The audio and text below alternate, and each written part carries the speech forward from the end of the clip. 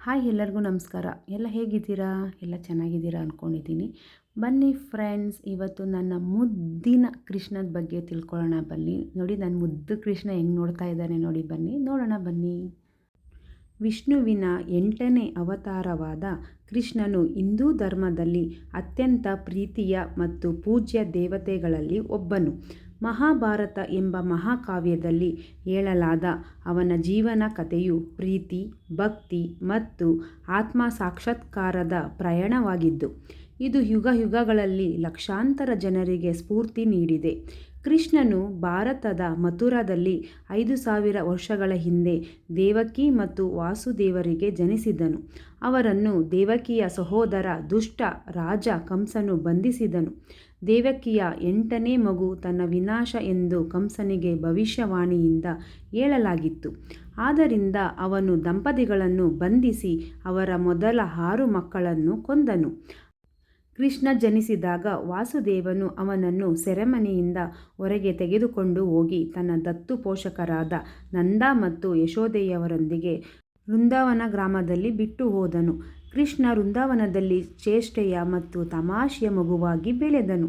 ಅವನನ್ನು ಎಲ್ಲ ಗ್ರಾಮಸ್ಥರು ಪ್ರೀತಿಸುತ್ತಿದ್ದರು. ಅವನು ಹಳ್ಳಿಗರ ಮನೆಗಳಿಂದ ಬೆಣ್ಣೆಯನ್ನು ಕದಿಯುತ್ತಿದ್ದನು ಮತ್ತು ತನ್ನ ಸ್ನೇಹಿತರ ಮೇಲೆ ತಮಾಷೆ ಮಾಡುತ್ತಿದ್ದನು. ಅವನಿಗೆ ಹಸುಗಳೊಂದಿಗೆ ಒಂದು ರೀತಿಯ ಸಂಬಂಧವಿತ್ತು ಮತ್ತು ಹೊಲಗಳಲ್ಲಿ ಅವುಗಳನ್ನು ಮೇಯಿಸುವಾಗ ಕೊಳಲನ್ನು ನುಡಿಸುವುದನ್ನು ಹೆಚ್ಚಾಗಿ ಕಾಣಬಹುದು. ಅವನು ಬೆಳೆದಂತೆ ಕೃಷ್ಣನು ಒಬ್ಬ ನುರಿತ ಯೋಧನಾದನು ಮತ್ತು ಭಗವದ್ಗೀತೆಯಲ್ಲಿ ಹೇಳಲಾದ ಕುರುಕ್ಷೇತ್ರ ಯುದ್ಧದಲ್ಲಿ ತನ್ನ ಸೋದರ ಸಂಬಂಧಿ ಅರ್ಜುನನಿಗೆ ಸಹಾಯ ಮಾಡಿದನು. ಅವನು ರಾಧಳನ್ನು ಪ್ರೀತಿಸಿದನು ಮತ್ತು ಅವರ ಪ್ರೇಮ ಕಥೆಯು ಕೃಷ್ಣನ ಭಕ್ತರಿಗೆ ಸ್ಫೂರ್ತಿಯಾಯಿತು. ಕೃಷ್ಣನ ಜೀವನವು ಅನೇಕ ಸವಾಲುಗಳು ಮತ್ತು ಅಡೆತಡೆಗಳಿಂದ ತುಂಬಿತ್ತು, ಆದರೆ ಅವನು ಯಾವಾಗಲೂ ದೇವರ ಮೇಲಿನ ಭಕ್ತಿಯಲ್ಲಿ ದೃಢವಾಗಿ ಉಳಿದನು. ಅವನು ತನ್ನ ಅನುಯಾಯಿಗಳಿಗೆ ಪ್ರೀತಿ, ಕರುಣೆ ಮತ್ತು ಆತ್ಮ ಸಾಕ್ಷಾತ್ಕಾರದ ಮಹತ್ವವನ್ನು ಕಲಿಸಿದನು. ಕರ್ಮದ ಮಹತ್ವವನ್ನು ಅಥವಾ ಕಾರಣ ಮತ್ತು ಪರಿಣಾಮದ ನಿಯಮವನ್ನು ಸಹ ಅವನು ಒತ್ತಿ ಹೇಳಿದನು ಮತ್ತು ತನ್ನ ಅನುಯಾಯಿಗಳಿಗೆ ಫಲಿತಾಂಶಗಳಿಗೆ ಅಂಟಿಕೊಳ್ಳದೆ ತಮ್ಮ ಕರ್ತವ್ಯಗಳನ್ನು ನಿರ್ವಹಿಸುವಂತೆ ಪ್ರೋತ್ಸಾಹಿಸಿದನು. ಕೃಷ್ಣನ ಜೀವನದಲ್ಲಿ ನಡೆದ ಅತ್ಯಂತ ಪ್ರಸಿದ್ಧ ಘಟನೆಗಳಲ್ಲಿ ಗೋವರ್ಧನ ಬೆಟ್ಟವನ್ನು ಎತ್ತುವುದು ಒಂದು. ತೀವ್ರ ಬಿರುಗಾಳಿಯು ವೃಂದಾವನದ ಜನರನ್ನು ಬೆದರಿಸಿದಾಗ ಕೃಷ್ಣನು ಅವರನ್ನು ರಕ್ಷಿಸಲು ಇಡೀ ಗೋವರ್ಧನ ಬೆಟ್ಟವನ್ನು ತನ್ನ ಕಿರು ಬೆರಳಿನಲ್ಲಿ ಎತ್ತಿದನು. ಈ ಭಕ್ತಿ ಮತ್ತು ರಕ್ಷಣೆಯ ಕ್ರಿಯೆಯು ಕೃಷ್ಣನಿಗೆ ತನ್ನ ಭಕ್ತರ ಮೇಲಿನ ಪ್ರೀತಿಯ ಸಂಕೇತವಾಗಿದೆ. ಕೃಷ್ಣನ ಬೋಧನೆಗಳು ಭಾರತೀಯ ಸಂಸ್ಕೃತಿ ಮತ್ತು ಆಧ್ಯಾತ್ಮಿಕತೆಯ ಮೇಲೆ ಆಳವಾದ ಪ್ರಭಾವ ಬೀರಿವೆ. ಅವರ ಭಕ್ತಿ ತತ್ವಶಾಸ್ತ್ರ ಅಥವಾ ದೇವರ ಮೇಲಿನ ಭಕ್ತಿಯು ಅಸಂಖ್ಯಾತ ಭಕ್ತರನ್ನು ದೈವಿಕತೆಯೊಂದಿಗೆ ಆಳವಾದ ಸಂಪರ್ಕವನ್ನು ಪಡೆಯಲು ಪ್ರೇರೇಪಿಸಿದೆ. ಅವರ ಬೋಧನೆಗಳು ಭಾರತದಲ್ಲಿನ ಅನೇಕ ಆಧ್ಯಾತ್ಮಿಕ ಮತ್ತು ತಾತ್ವಿಕ ಚಿಂತನಾ ಶಾಲೆಗಳಿಗೆ ಆಧಾರವಾಗಿದೆ.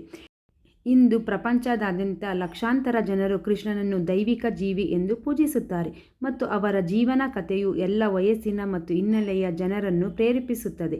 ಕೃಷ್ಣನ ಭಕ್ತರಿಗೆ ಅವರ ಜೀವನವು ನಮ್ಮ ಜೀವನವನ್ನು ಪರಿವರ್ತಿಸುವ ಮತ್ತು ನಮ್ಮನ್ನು ದೇವರಿಗೆ ಹತ್ತಿರ ತರುವ ಪ್ರೀತಿ ಮತ್ತು ಭಕ್ತಿಯ ಶಕ್ತಿಯನ್ನು ನೆನಪಿಸುತ್ತದೆ. ಕೊನೆಯದಾಗಿ ಹೇಳುವುದಾದರೆ, ಕೃಷ್ಣನ ಜೀವನವು ಪ್ರೀತಿ, ಭಕ್ತಿ ಮತ್ತು ಆತ್ಮ ಸಾಕ್ಷಾತ್ಕಾರದ ಪ್ರಯಾಣವಾಗಿದ್ದು, ಅದು ಪೀಳಿಗೆಗಳಿಗೆ ಸ್ಫೂರ್ತಿ ನೀಡಿದೆ. ಅವರ ಪ್ರೀತಿ, ಕರುಣೆ ಮತ್ತು ಆತ್ಮ ಸಾಕ್ಷಾತ್ಕಾರದ ಬೋಧನೆಗಳು ಪ್ರಪಂಚದಾದ್ಯಂತ ಜನರೊಂದಿಗೆ ಪ್ರತಿಧ್ವನಿಸುತ್ತಲೇ ಇವೆ ಮತ್ತು ಅವರ ಭಕ್ತಿ ತತ್ವಶಾಸ್ತ್ರವು ಭಾರತೀಯ ಸಂಸ್ಕೃತಿ ಮತ್ತು ಆಧ್ಯಾತ್ಮಿಕತೆಯ ಅತ್ಯಗತ್ಯ ಭಾಗವಾಗಿದೆ. ಕೃಷ್ಣನ ಭಕ್ತರಾಗಿ ನಾವು ಅವರ ಜೀವನ ಮತ್ತು ಬೋಧನೆಯನ್ನು ಬಯಸುವುದು ಮತ್ತು ನಮ್ಮ ಸ್ವಂತ ಜೀವನದಲ್ಲಿ ಪ್ರೀತಿ, ಕರುಣೆ ಮತ್ತು ಭಕ್ತಿಯನ್ನು ಬೆಳೆಸಿಕೊಳ್ಳಲು ಶ್ರಮಿಸಬಹುದು. ಕೃಷ್ಣಾಯ ವಾಸುದೇವಾಯ ದೇವಕೀ ನಂದನಾಯ ಚ ನಂದಗೋಪಕುಮಾರಾಯ